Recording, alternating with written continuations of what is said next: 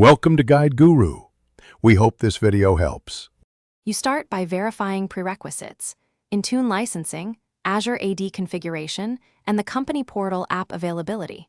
Next, set MDM authority in Microsoft Endpoint Manager so devices can enroll.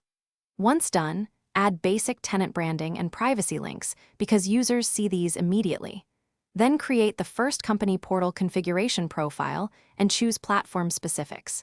Make sure to save and assign to a pilot group. This prevents widespread issues and gives quick feedback on your baseline settings.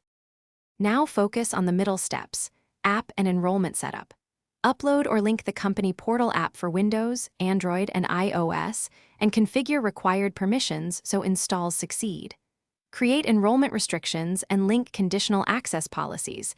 This controls which devices can enroll.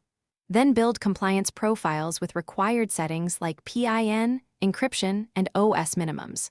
Finally, assign your app and profiles to targeted groups and schedule a phased rollout so you can validate behavior before broad deployment.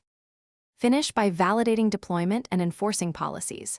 Review Endpoint Manager reports for install success and compliance trends, and check device sync status to confirm policy delivery.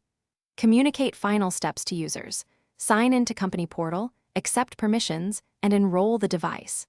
If issues arise, collect logs from the company portal app and Azure AD sign-in errors.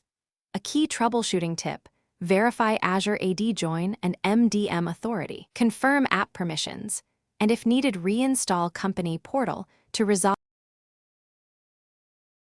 Thanks for watching. Consider subscribing if we helped you today.